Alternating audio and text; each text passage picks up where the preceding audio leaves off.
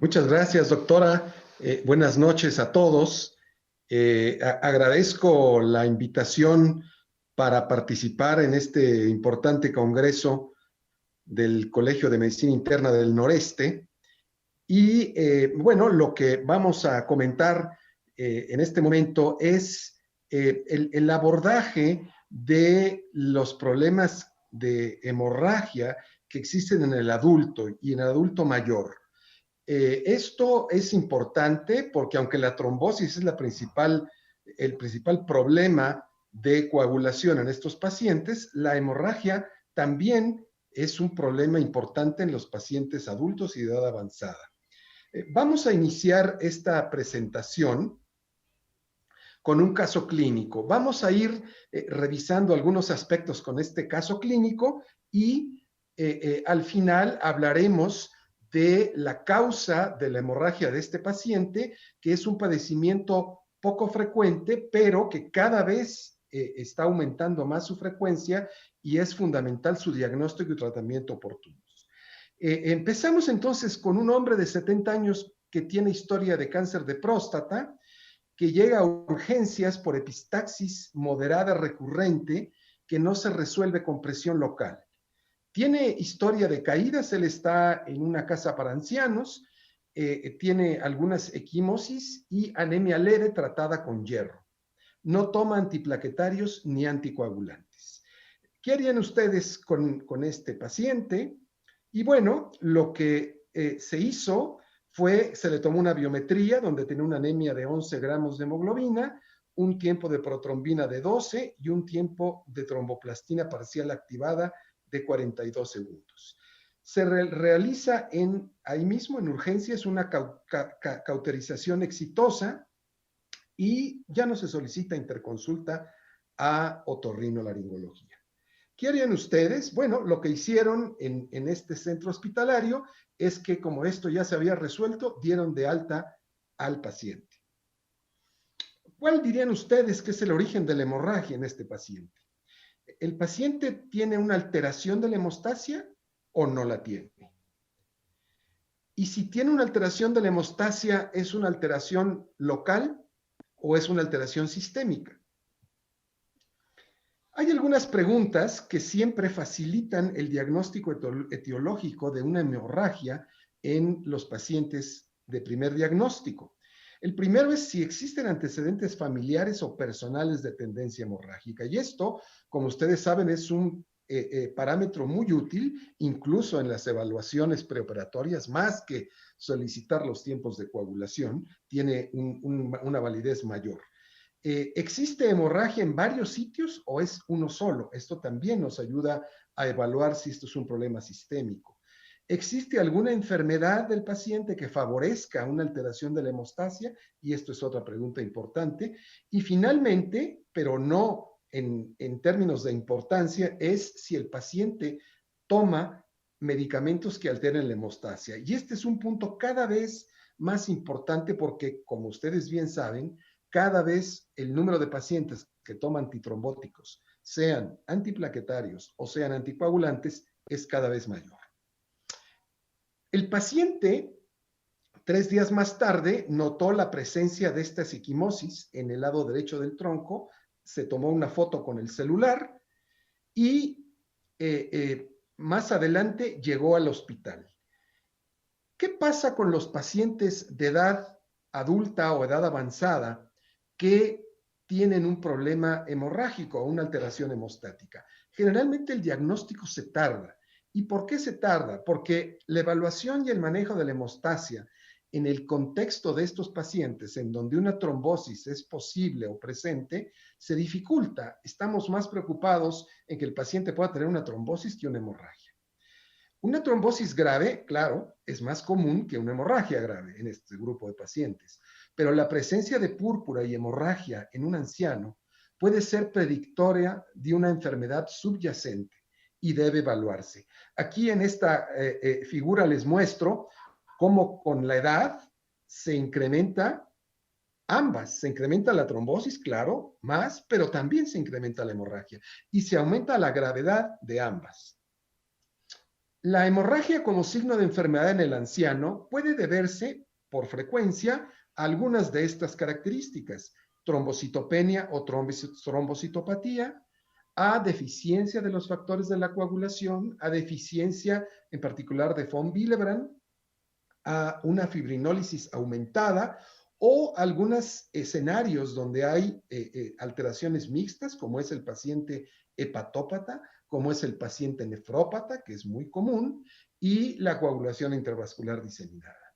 Pero nuevamente, lo más común es la iatrogenicidad en los pacientes que toman antitrombóticos y que pueden tener como consecuencia episodios de hemorragia por estos medicamentos.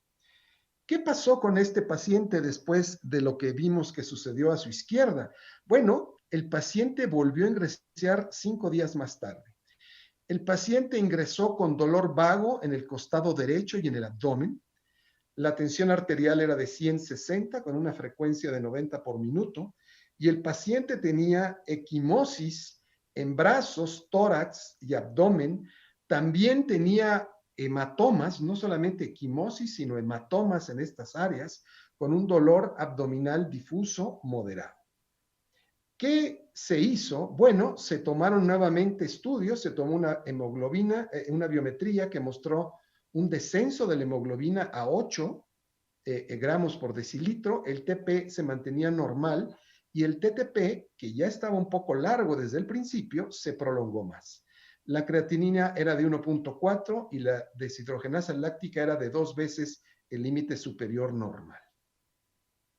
En estas circunstancias, ¿qué se haría? Bueno, lo que hicieron fue solicitar nuevos estudios, tomarle una tomografía y se encontró en los estudios que se tomaron unas horas más tarde una hemoglobina de 7 con un TP aún normal y un TTP que persistía prolongado. Esta es la imagen del paciente. El paciente tenía una gran equimosis y hematoma en el costado, particularmente del lado derecho del tórax, pero que había descendido hacia el abdomen, también en brazos y sobre todo en miembros inferiores en la parte distal, y en la tomografía se evidenciaba un hematoma subtorácico importante. La evaluación clínica del paciente con hemorragia, del paciente adulto, pues tiene que ver, claro, con la edad, tiene que ver, como siempre, con el contexto clínico y con el examen físico. Las causas de hemorragia más frecuentes en el adulto y en el anciano son de tipo adquirido. Por supuesto, es raro que existan causas heredadas o congénitas porque generalmente los pacientes ya tienen estos antecedentes. Y pueden afectar, como es lógico, la hemostasia primaria a nivel vascular plaquetario, y esto se manifiesta con púrpura y con hemorragia por mucosas, y las causas más comunes de este tipo de alteración de la hemostasia son, actualmente, los antiplaquetarios y las nefropatías. La hemostasia secundaria o plasmática también se puede afectar, y aquí la clínica son equimosis, son hematomas y hemorragia postrauma. Las causas más comunes son el uso de anticoagulantes, hepatopatía y coagulación intravascular diseminada. ¿Qué pruebas de hemostasia solemos efectuar en estos pacientes que se presentan con hemorragia? Bueno, tenemos estas que son lo que podríamos llamar el perfil básico, pero recordemos que en nuestro país una cosa es lo que se debiera hacer y otra cosa es lo que se tiene y se puede hacer. Y generalmente lo que se tiene disponible en la mayor parte de los hospitales son los estudios que están en rojo: una biometría, un tiempo de sangrado, que es relativamente sencillo, un TP, un TTP y un fibrinógeno. Los otros tres no siempre los tenemos disponibles. Así que, volviendo al caso clínico, este hombre de 70 años con antecedentes de cáncer de próstata y que se presentó con una epistaxis inicial, luego equimosis y hematomas extensos, ¿tendrá una alteración de la hemostasia primaria o secundaria? Bueno, sus plaquetas son normales, tiene un TTPA prolongado y el resto de los estudios que se hicieron, que estaban en rojo, son normales. Entonces uno se pregunta, ¿qué puede producir un TTPA prolongado de forma aislada en un paciente adulto con hemorragia y con este grado de hemorragia? En general, a los pacientes adultos o ancianos que se presentan con hemorragia, pues son estas las causas más comunes, una hepatopatía, pero el paciente no tiene evidencia clínica ni en el laboratorio de daño hepático crónico. No hay prolongación del tiempo de protrombina, que es el tiempo más sensible. Como ustedes saben, el tiempo de protrombina que diseñó Quick en realidad era para evaluar la función hepática. Entonces, este es un marcador predictivo muy temprano y útil de hepatopatía. Está normal en este caso, no tiene trombocitopenia, ni pensamos que tenga hiperesplenismo, y el TTPA en realidad se altera poco en la hepatopatía. Nefropatía, que es otra causa muy común de hemorragia, no hay tampoco evidencia clínica ni de laboratorio de daño renal. El paciente no está en diálisis recibiendo heparinas. Una CID, no hay una causa de CID, y como decía la doctora Amigo en su plática previa, en la CID siempre tenemos que tener una causa que generalmente es evidente para producir la CID, y en la CID también se altera mucho más el TP que el TTPA, y hay otras alteraciones adicionales que no tiene este paciente. Y finalmente, no hay que olvidar la contaminación con heparina. Esto es una causa frecuente de prolongación ficticia o no clínica del TTPA. El paciente no tiene catéter central donde le hayan tomado la muestra, ni ha recibido heparina. Entonces, estas causas no son. ¿Qué puede producir entonces un alargamiento del TTPA? ¿Habrá que llamar al hematólogo para contestar esa pregunta? ¿Se puede hacer algo?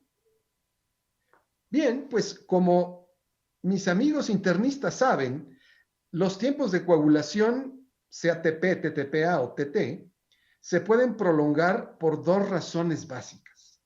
Porque falten factores de coagulación, a lo cual se le llama deficiencia, o porque haya algo que interfiere con la acción de los anticoagulantes, es decir, un anticoagulante circulante. ¿Cómo puede uno saber si es por un problema de falta de factores de la coagulación o porque está circulando un anticoagulante? ¿Se necesitan pruebas de coagulación especiales? En realidad no. Esto lo podemos contestar fácilmente. Se hace una mezcla del plasma del paciente con el plasma normal, con un plasma normal que generalmente tienen en el laboratorio, y se repite el TTPA o el tiempo que esté alterado. En este caso es el TTPA. Todos los laboratorios que hacen TTPA pues pueden hacer esta mezcla de plasma normal con TTP del paciente, con plasma del paciente, a lo cual se le llama una dilución o corrección. Cuando se agrega plasma normal al plasma del paciente, generalmente el TP, o en este caso el TTP, se corrigen a un valor muy cercano a lo normal cuando se trata de una deficiencia, por ejemplo, en el caso de un hepatópata. Entonces, los tiempos prolongados se pueden prolongar por dos razones básicas, insisto. La falta de factores de coagulación, sea una falta cuantitativa o una deficiencia cualitativa, porque no funcionen bien, estén presentes, pero no funcionen bien, y esto ocurre en la hepatopatía, en la hemofilia, en el von Willebrand o en otras deficiencias, o en la anticoagulación por antagonistas de la vitamina K. Recuerden ustedes que la warfarina y la cenocumarina no es que sea una sustancia anticoagulante.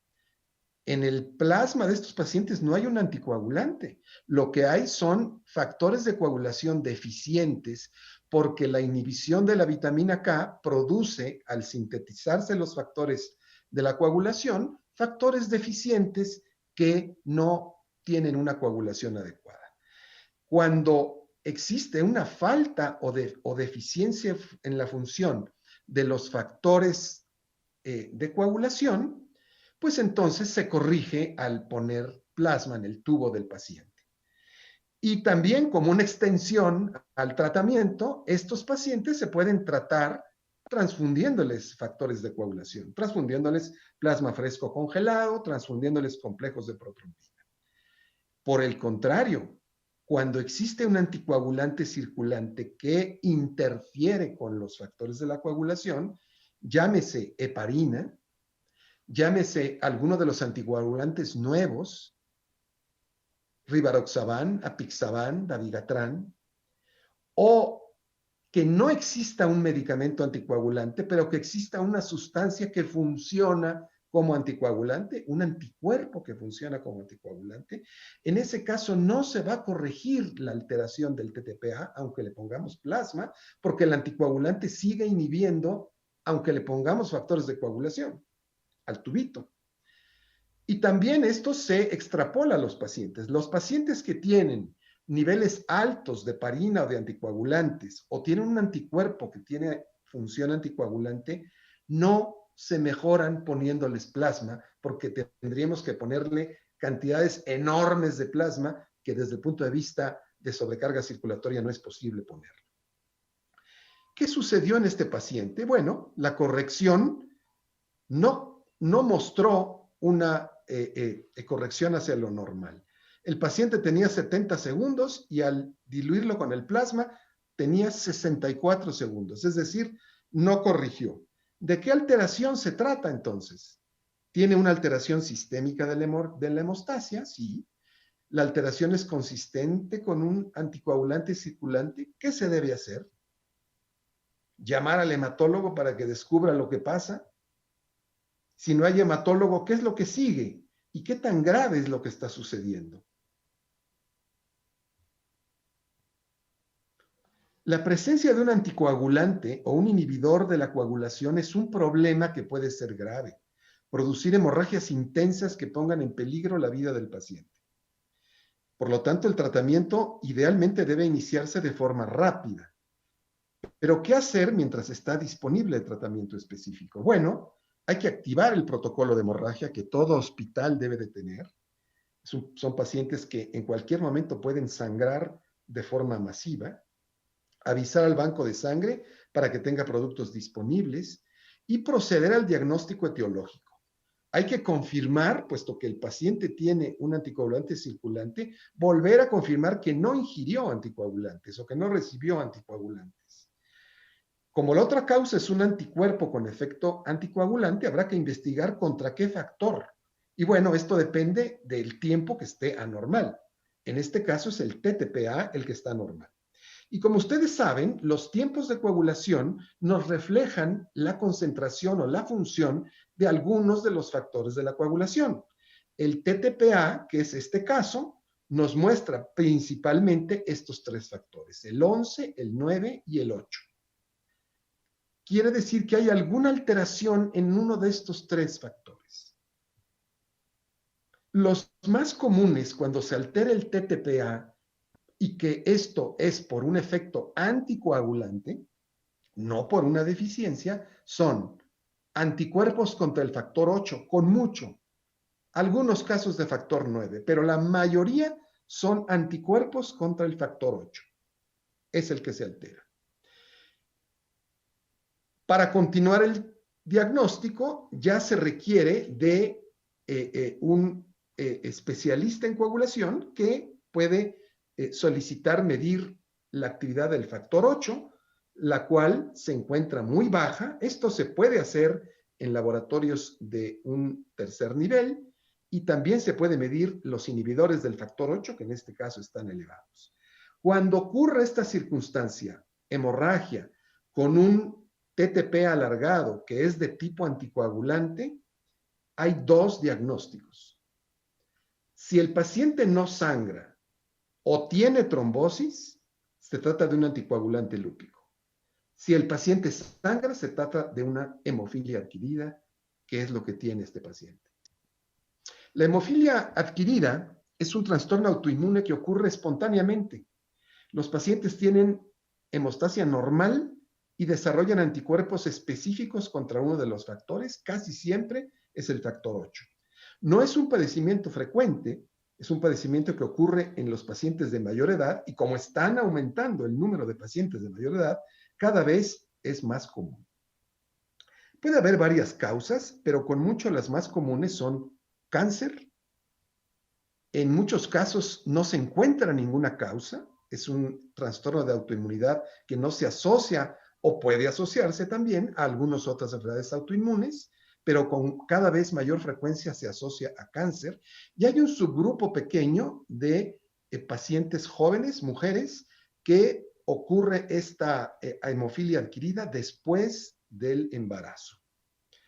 Las manifestaciones son casi siempre hemorragia, y la hemorragia, como ustedes pueden ver en la mayoría de los pacientes, es una hemorragia grave, moderada en el mejor de los casos. Los sitios son piel y tejidos subcutáneos, como vamos a ver. Generalmente es espontánea, aunque también puede ser favorecida, claro, por algún procedimiento invasivo. Y algo que es importante es que estos pacientes que tienen hemorragias potencialmente graves y que pueden ser mortales en un porcentaje alto de los casos, pueden evolucionar, si no se hace un diagnóstico temprano, a otras manifestaciones, no solamente visibles en el tejido subcutáneo, sino hemorragias gastrointestinales, pulmonares, retroperitoneales o incluso intracraneales. Estos cuadros son muy aparatosos, hay equimosis y hematomas extensos en el tejido subcutáneo, y también, como mencionaba, puede haber otras circunstancias, puede haber metrorragia, puede haber epistaxis o hemorragias en otros órganos.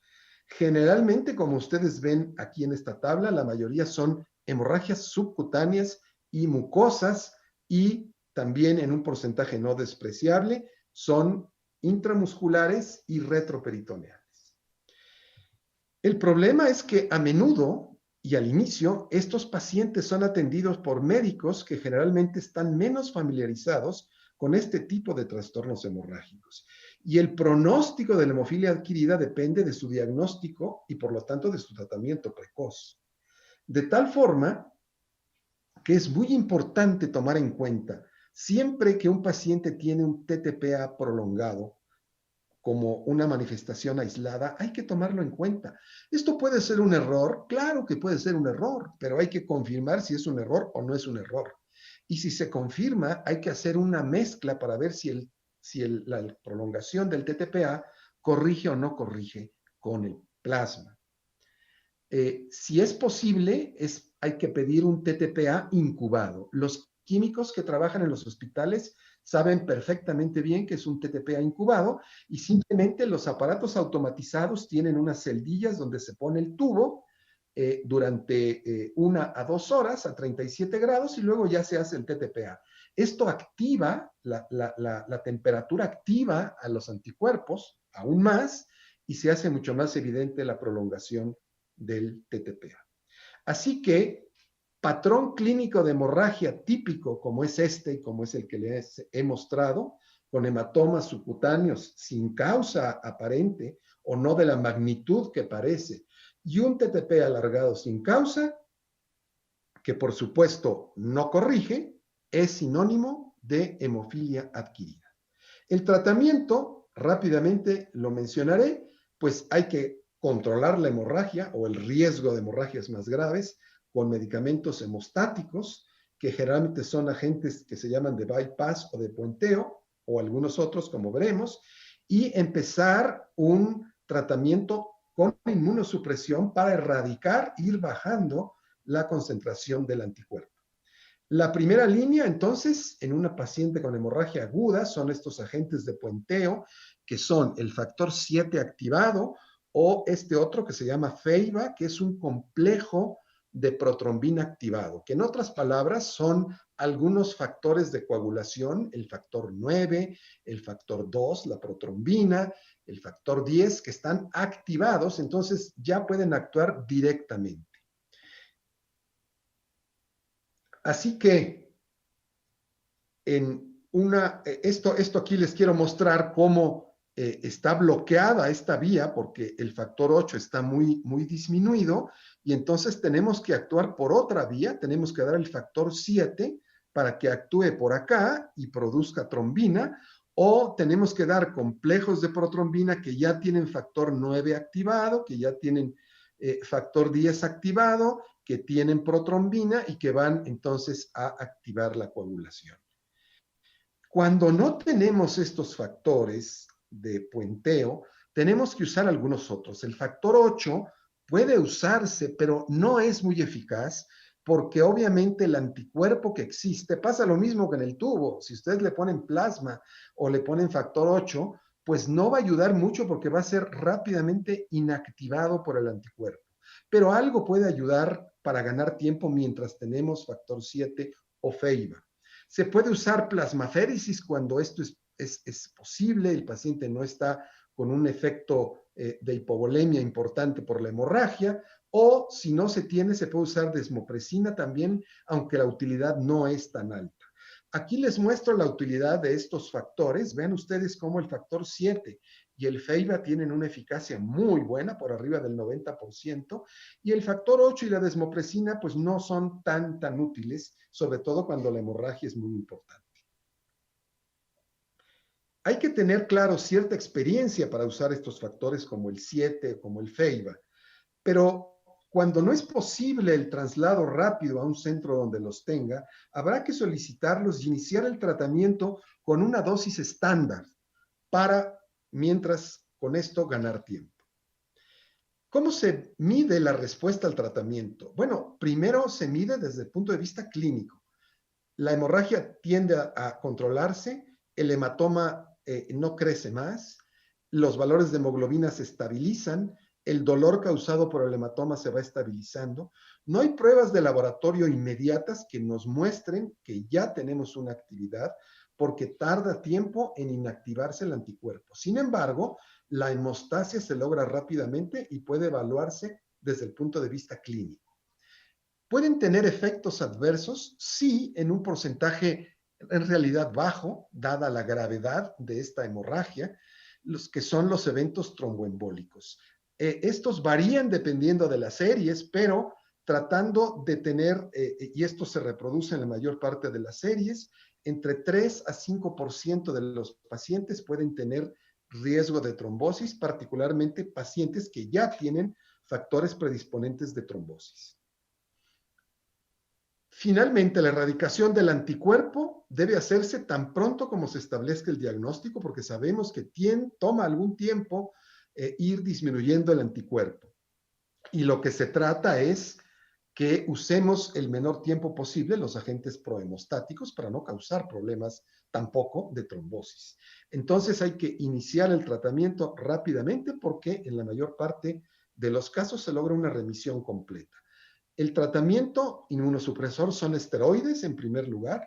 Se pueden combinar, si esto no da buen resultado, con dosis de ciclofosfamida, que es un inmunosupresor, o más recientemente también el rituximab puede tener efectos útiles disminuyendo el anticuerpo.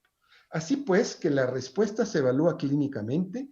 El TTPA se empieza a normalizar cuando el factor 8 ya se empieza a elevar a un 30-50%. El TTPA normal no nos indica que haya niveles supraterapéuticos, entonces hay que tener cuidado. Cuando ya el TTPA se empieza a normalizar, hay que empezar a reducir las dosis de los agentes de bypass. Y claro, el riesgo de trombosis es mayor en pacientes que tienen más riesgo de trombosis. En conclusión, la hemofilia adquirida es un problema raro, pero a menudo resulta una enfermedad potencialmente mortal y cada vez hay más pacientes con esta enfermedad. Aparece de forma repentina e inesperada en pacientes que no tenían otros trastornos hemorrágicos generalmente. Pueden tener hemorragias graves, un porcentaje alto de los pacientes con un índice de mortalidad nada despreciable.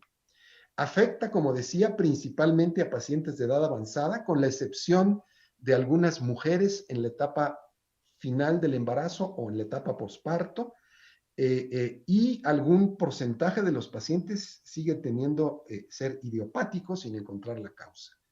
El problema es que esto puede pasarle a médicos poco familiarizados con padecimientos hemorrágicos, pero hay que grabarse la imagen del tipo de hemorragia que es muy característica para poder tener un diagnóstico temprano. Y la confirmación no es complicada, es un TTP aislado que está prolongado y que en la mezcla que cualquier laboratorio puede hacer, no se corrige, sino sigue prolongado. Así que alta sospecha cuando hay el patrón típico de hemorragia, más un TTP alargado como única manifestación. Evitar los procedimientos, claro, porque van a ser catastróficos, y el tratamiento será dual. Por un lado, controlar la hemostasia haciendo un puenteo del bloqueo de factor 8 con factor 7 recombinante o con FEIBA, cuyo resultado es generalmente inmediato, e iniciar la inmunosupresión con prednisona, ciclofosfamida o rituximab, lo cual va siendo eficaz en el transcurso de los días.